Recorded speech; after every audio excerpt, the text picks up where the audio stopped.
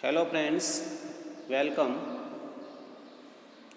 આજે આપણી ધોરણ 12માં ઇંગ્લિશ સબ્જેક્ટમાં unit 4 read 2 blind deaf fish આ પોએમનો અભ્યાસ કરીશું.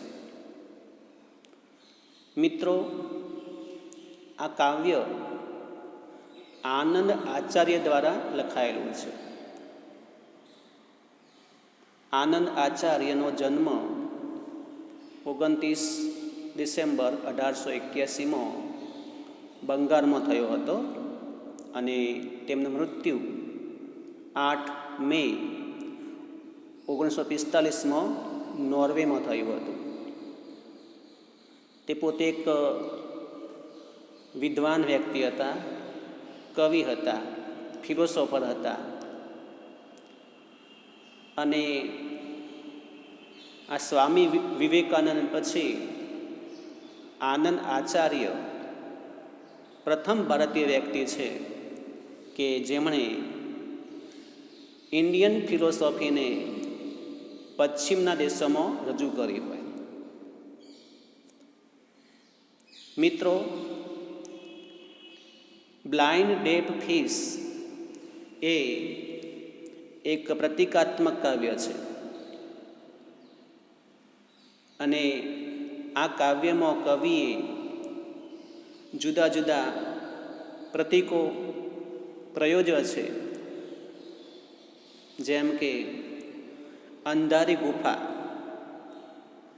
એ માનવની રહસ્યમય ઉત્પત્તિ દર્શાવે છે અને અંધકાર એ આપણું અજ્ઞાન દર્શાવે છે.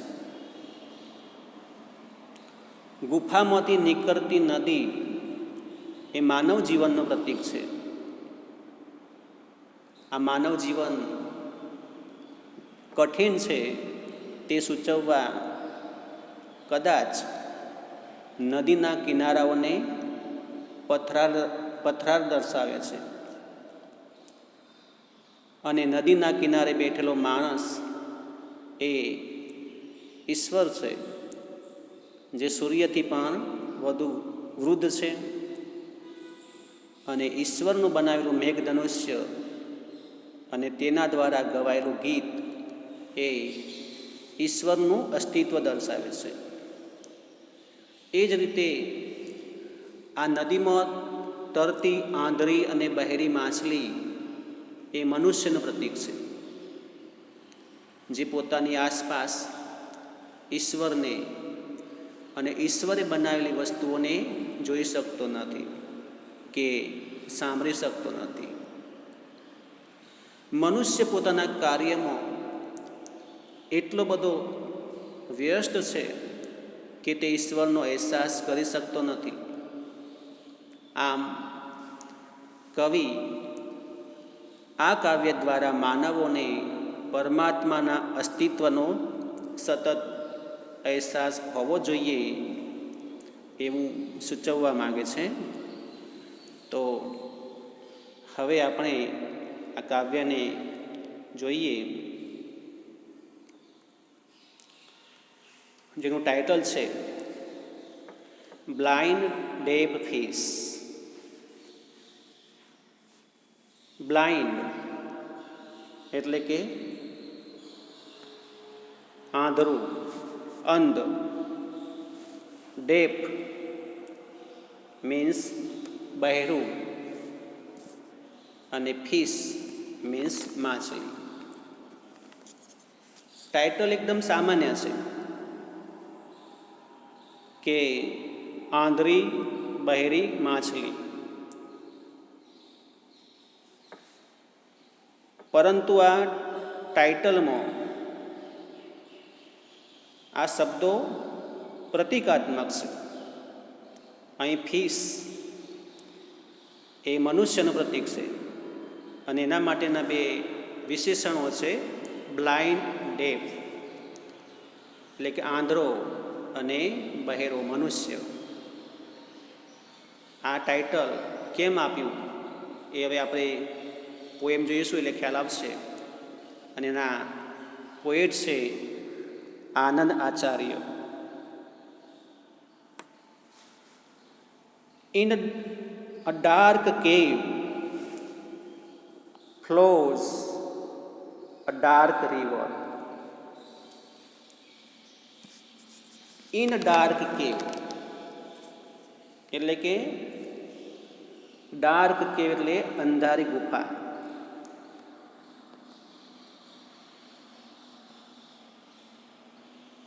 ઇન અ ડાર્ક કેવ એટલે કે એક અંધારી ગુફામાં. કેવ મીન્સ ગુફા પણ થાય, ખીણ પણ થાય. અને ડાર્ક એટલે અંધારું અથવા ગૂઢ.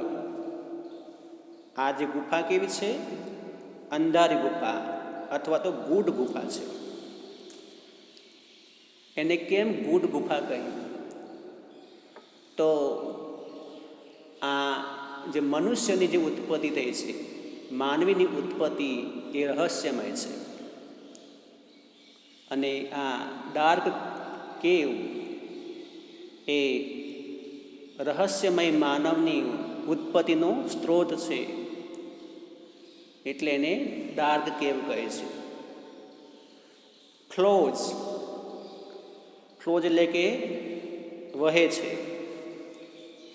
આ અંધારી ગુફામાંથી વહે છે કે છે એ ડાર્ક રિવર. એ ડાર્ક રિવર એટલે કે એક અંધારી નદી. આ નદી અંધારી છે. કેમ કે આ નદી જે ગુફામાંથી નીકળે છે એ ગુફા પણ અંધારી છે, ગૂઢ છે, રહસ્યમય છે, ગુપ્ત છે. તો આ નદી પણ એવી જ હોય. એટલે કે આ જે શબ્દ છે ડાર્ક એ આપણી અજ્ઞાનતા દર્શાવે છે, અજ્ઞાનતાનું પ્રતીક છે. અને રિવર એટલે કે નદી. આપણને ખ્યાલ છે કે નદી વહેતી હોય એટલે કે આ જગતમાં આ જે માનવ જીવન છે એ પણ સતત વહેતું હોય છે. આમ આ નદી એ માનવ જીવનનું પ્રતીક છે. બરાબર? And on its stony bank,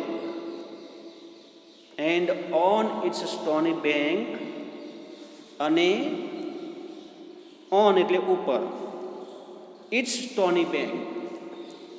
Stony means પથરાર, ખડકાળ, જેનો સિમિલર વર્ડ થશે રોકી. તો આ જે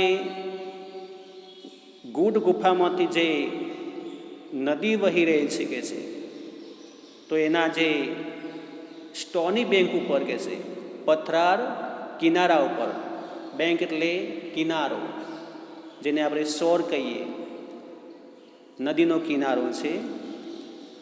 એ કિનારા પર there sits a man, ત્યાં બેઠો છે કે છે, there sits a man એટલે કે એક માણસ ત્યાં બેઠો છે. ક્યાં બેઠો છે? આ જે ગુફા છે, અંધારી ગુફા, એના જે પથરાર જે ખડક છે, એનો જે કિનારો છે, મતલબ કે પથરાર, એ કિનારા પર એક માણસ બેઠેલો છે. આ માણસ કેવો છે? ઓલ્ડ એટલે કે વૃદ્ધ. એઝ ધ સન, કેટલો વૃદ્ધ છે? તો એના માટે શબ્દ છે એઝ ધ સન, સૂર્ય જેટલો. આપણને ખ્યાલ છે કે જ્યારે પણ આ જગતની ઉત્પત્તિ થઈ હશે ત્યારે સૂર્ય ઉદ્ભવ્યો હશે. અને આ માણસની સરખામણી પણ આ સૂર્ય સાથે કરે છે. એટલે કે આ માણસ જે ઓલ્ડ છે કે છે, વૃદ્ધ છે, એ સૂર્ય જેટલો વૃદ્ધ છે. ઓર અથવા ઓલ્ડર એના કરતાં પણ વધારે, એટલે જુઓ સૂર્ય કરતાં પણ વધારે વૃદ્ધ મતલબ કે વ્યક્તિ આજે બેઠો છે કિનારા પર એને કહ્યું. આવો વ્યક્તિ કોણ હોઈ શકે? આપણે કલ્પના કરીએ કે આપણું મનુષ્ય જીવન કેટલું હોય, વધુમાં વધુ આપણે 100 વર્ષનું આયુષ્ય ભોગવીએ, પણ આ તો કહે છે સૂર્ય કરતાં પણ વધુ વૃદ્ધ છે. એટલે કે આ જે શબ્દ છે મેન, ઓલ્ડ મેન, એ શબ્દ ઈશ્વર માટે પ્રયોજાયો છે કે જેણે આ જગતનું સર્જન કર્યું છે. એટલે કે આ ઓલ્ડ મેન એ એક પ્રતીક છે ગોડ માટેનું, ઈશ્વર માટેનું. અને આ ઓલ્ડ મેન શું કરી રહ્યો છે એ આગળની પંક્તિમાં કહ્યું છે. વિવિંગ એ યાર્ન. વિવિંગ એટલે કે વણવું, ગૂંથવું. એ વણી રહ્યો છે, મતલબ કે ગૂંથી રહ્યો છે. એ યાર્ન, યાર્ન મીન્સ આંટી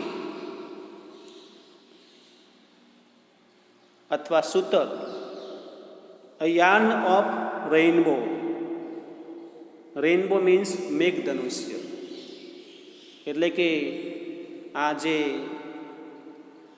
મેઘધનુષ્યની જે આંટી એ પોતે ગૂંથી રહ્યો છે.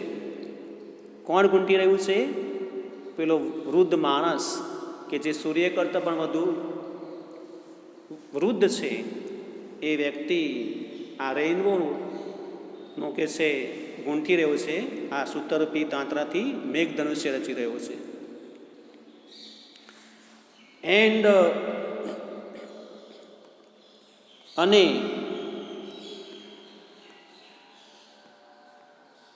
Humming a song.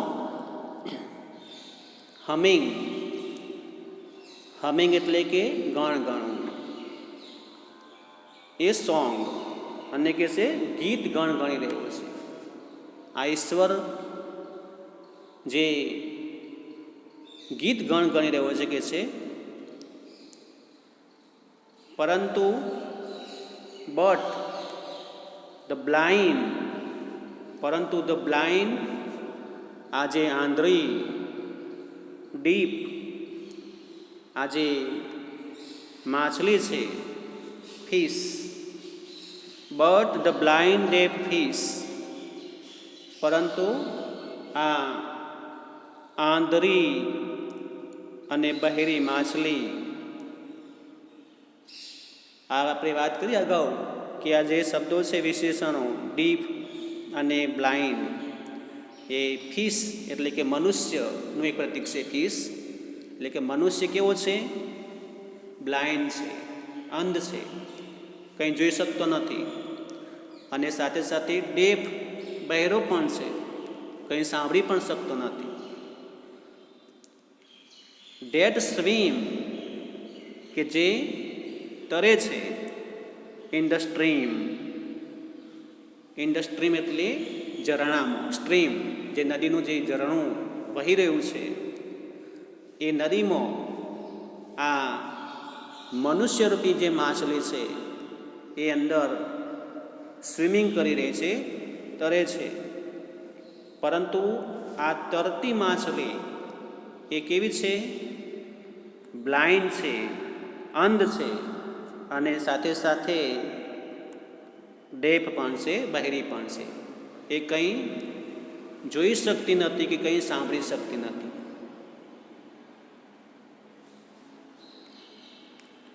સી એટલે કે જોવું. નાઇધર યાર્ન, નાઇધર નો ઉપયોગ કરીએ છીએ, બેમાંથી એ કંઈ નહીં. નાઇધર યાર્ન એટલે કે આ જે યાર્ન જે છે, સૂતરનો જે તાંતરો, આંટી, એને પણ જોઈ શકતી નથી. નોર અ મેન કે પેલો જે માણસ જે બેઠો છે કિનારા ઉપર અને જે ગૂંથી રહ્યો છે, જે ગીત ગાઈ રહ્યો છે, એને પણ એ જોઈ શકતી નથી. એટલે કે આ મનુષ્ય જે છે મેન એ માણસ પોતાની આ દુનિયામાં એટલો બધો વ્યસ્ત છે કે એને આ જે કુદરતનો પણ અહેસાસ થતો નથી. નોર હિયર એટલે કે સાંભળી શકતો નથી. આપણે વાત કરી is a ever lasting song. એનું જે એવર લાસ્ટિંગ એટલે કે શાશ્વત સનાતન જે સોંગ છે, ગીત, એ પણ સાંભળતો નથી. એટલે આ મનુષ્ય એ પોતે પોતાની દુનિયામાં એટલો બધો વ્યસ્ત છે કે આ જગતમાં શું ચાલી રહ્યું છે એની પણ એને ખબર નથી. અને આ પોતાનું જીવન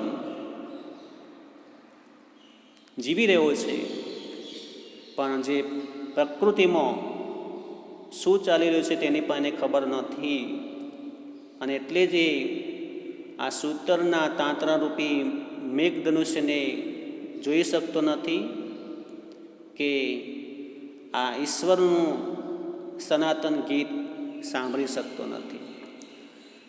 આમ જોવા જઈએ તો આ બધા શબ્દો એ પ્રતિકાત્મક શબ્દો છે અને એ મનુષ્યને માટે લાગુ પડે છે. ટૂંકમાં કહી શકાય કે કવિ આ કાવ્ય દ્વારા મનુષ્યોને પરમાત્માના અસ્તિત્વનો સતત અહેસાસ હોવો જોઈએ એવું કહેવા માગે છે. કારણ કે આ ઓલ્ડ મેન એ ઈશ્વરનું પ્રતીક છે, ભગવાનનું પ્રતીક છે. એણે આ જગતનું સર્જન કર્યું છે અને પોતે આ જગતમાં એ મેઘધનુષ્યરૂપી 7 રંગો પણ એણે કુદરતમાં મૂકેલા છે. એ કુદરતમાં મૂકેલા રંગોને એ પ્રકૃતિને માણવાની હોય, પણ માણસમાં પાસે એટલો બધો સમય પણ નથી કે પોતે આ બધું કુદરતનું જે દૃશ્ય છે એને આ પ્રકૃતિને પોતે માણી શકે. તો અહીં આપણે કાવ્યને પૂર્ણ કરીએ છીએ. Thank you.